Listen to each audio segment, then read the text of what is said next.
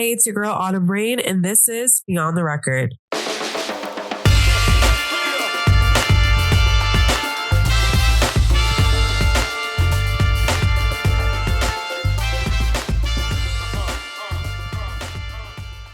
So starting off this week's music news and culture report, we finally have the theme for next year's Met Gala. And I'm so excited. So if you are a fashion person like myself, I love seeing fashion and playing with it, learning different styles and techniques. So this is a big one for me. And I definitely wanted to include it this week since we finally got the theme. So the theme for next year is going to be super fine, tailoring Black style. So it's going to be referencing Black African-American culture. And I'm just so excited that, we're getting a theme. So basically with this theme, think menswear, think chic, think classy. That's what we should be seeing on the carpet. So while this is tailoring towards Black men, I know the women are going to stand out as they do every single year to date. And I just think that the men, though, they have to give it all. They have to give their all for this one. This theme is for y'all. So I definitely want to see different textures, different colors, different prints, different compositions. I want to see everything on this carpet. I want everyone to give it their all. So I'm super excited because now for the board,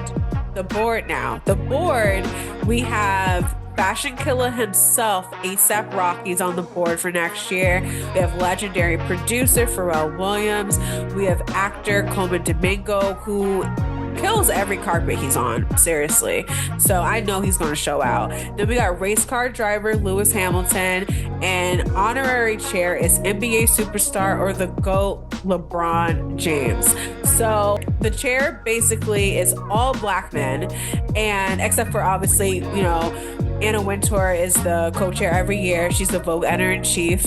So I'm just super excited to see what they pull together, how this is going to be promoted, all this type of stuff. So yeah, I'm super excited for next year and I cannot wait. The gala will be held on May 5th, 2025. So if you're like myself and will be judging from the couch, get your outfit ready and let's go. So next for the music news, JCole dropped a surprise song last week called Poor Antonio. So like I said, it was a surprise. Didn't know this was coming, but it has everyone talking because was it necessary? That's the question. So on the song, he reflects on the feud between Drake, Kendrick, and originally himself was included in that. But he has decided, as we all know, he took himself out of the feud after he dropped 7-Minute Drill, and he hasn't really kind of looked back until now. So we kind of get his perspective on this record, which is interesting. So I just wanted to call out 2 bars that got the TL popping and basically was kind of like we were dissecting. So I kind of just want to call those out for those who hadn't heard the record yet. So he says on the first lines, they say I'm picking sides, don't you lie to me. Drake, you'll always be I ain't ashamed to say you did a lot for me. F all the narratives, tap it back into your magic pen is what's imperative. So with that line, to me, it's just kind of him just boosting Drake up. He wants to tell him that just go back to why everyone fell in love with you, that Take Care era, which honestly, as a Drake fan too, I would not mind him dropping something like that. So I'm all for JCole encouraging that side of Drake again. So I kind of understand they're friends. Some drama got in the way of everything, but he's still trying to support him in every way. So, I get that. So the next couple lines I want to draw attention to is when he talks about himself in the beef and kind of why he wanted to not include himself anymore. He wanted to drop out. So he raps on the track, I pulled the plug because I seen where that was about to go.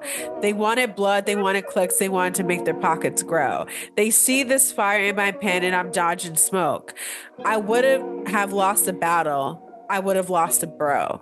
So he's saying basically, if he would have continued and went back and forth with Kendrick, he would have lost him as a friend. He could have also possibly lost Drake, who knows? So he kind of just wants to play Switzerland and all of this. And I'm kind of like not mad at it, because as a JCole fan, you've seen like through the years, he has to make peace within himself. So I understand that this is way bigger than some rap feud. He needs to be okay with himself, be able to sleep at night knowing that he's made this decision. So I'm like not mad at that. But the question I want to give everyone is, was this necessary for him to call out now? So this beef started in May. So was it necessary, or April, May time?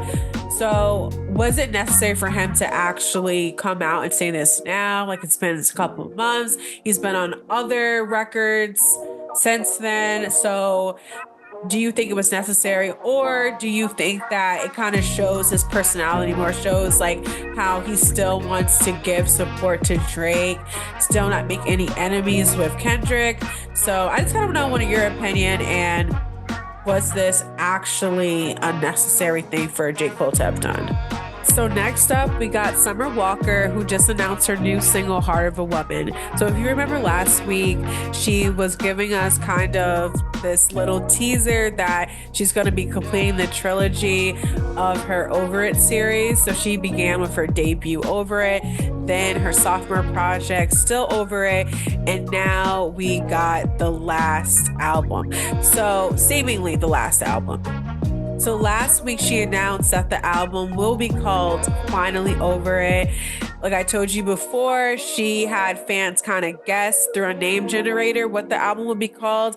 But now we got the official announcement. It's going to be called Finally Over It. That's going to lead with the single Heart of a Woman. So she did a little teaser video on Instagram, and she's sitting in a bathrobe, has a glass of wine with her, and she's listening to voicemails. So in the teaser, you can kind of, if you know her story a little bit, I've been keeping up with her, you can kind of hear that she's referencing an email from an ex-boyfriend. So on the email, it says, "Dang, you gonna do me like that? I was just helping my cousin with her groceries," which is referencing the relationship she was in 2023 with BMF star Lil Meech, and he was caught on a Ring camera helping this woman in with her groceries, and he claimed that it was his cousin. So that's what she was referencing in that teaser. So I suspect that this album is going to kind of go with her like getting over heartbreak, like the album title suggests, finally over it. So if you're going through a heartbreak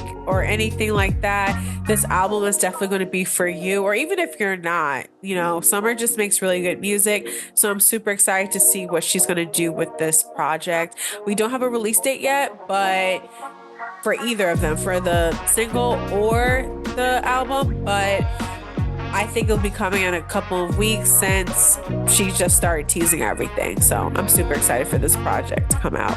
So speaking of heartbreak, we got Halle Bailey. She might be releasing a new song as well, because she just split from her boyfriend DDG. They have a son together called Halo, who's super adorable. On Instagram last week, the Little Mermaid star was heard singing the lyrics, "My everything breaking my heart into two."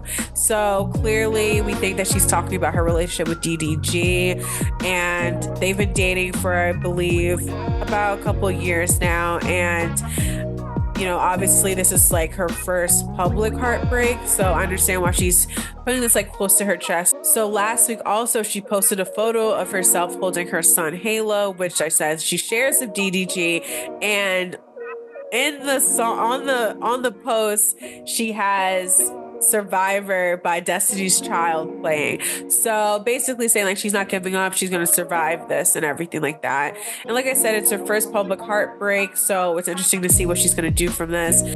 Her last single was Because I Love You back in August, so we're definitely ready for another Halle single. So hopefully this will be it. Maybe she'll talk about the heartbreak, maybe she won't, we'll see. So So last but not least on the music news and culture report this week, we have Megan Thee Stallion, who is getting a documentary on Amazon Prime. So Megan is going to be telling her story her own way. The Grammy-winning rapper is getting her own documentary, and the doc is titled Megan Thee Stallion in Her Words. So it's going to be released on the streamer on Halloween, October 31st. So as you know, as if you're a Megan fan, you know that she loves Halloween. If you know, you know. She's always doing that Halloween pumpkin head on October 1st. I wait for it each year for her to post it. So I'm excited for her to have a documentary, but most importantly, speak about all these big issues that have been happening to her in her own words. So it suggests there's not really like a synopsis of the documentary at this time. She literally just posted it not that long ago. So I can suggest that she's going to be touching upon the loss of her parents and her grandmother, and also the high profile case between the state of California and Tory Lanez, who was convicted for 10 years, sent to prison for 10 years for shooting Megan in the foot. So while Megan has done some interviews over the years, like during this case proceeding and everything, I'm more interested in seeing how her journey is out of it. Like everything was very much publicized with Tory Lanez and everything, but I kind of want to see more so how she's dealing with it. I think she's such a strong individual, and I think that her documentary could definitely give a lot of healing to a lot of people, especially if she speaks about her own healing journey. So stay tuned to Megan Thee Stallion in Her Words on October 31st on Amazon Prime Video. So getting into our song highlights, our song of the week is going to be Glorilla and Sexy Red's What You Know About Me from Glow's debut album, Glorious. And I'm saying she did her thing on this one. Honestly, it's one of my favorite albums of the year so far. She had features from Blotto, Megan Thee Stallion, Money Long, T-Pain, Friday, Maverick City Music, Kirk Franklin. It's such a solid project, and I think she did so well with her sample of Boosie's Wipe Me Down for What You Know About Me. And honestly, it's a 10 out of 10. She's playing homage, and she's also had Boosie in the video, so she did what she had to do, and that's why it's our song of the week. So you can get a recap of the show on beyondtherecordpodcast.com, and next up is the song of the week, What You Know About Me with Glorilla and Sexy Red.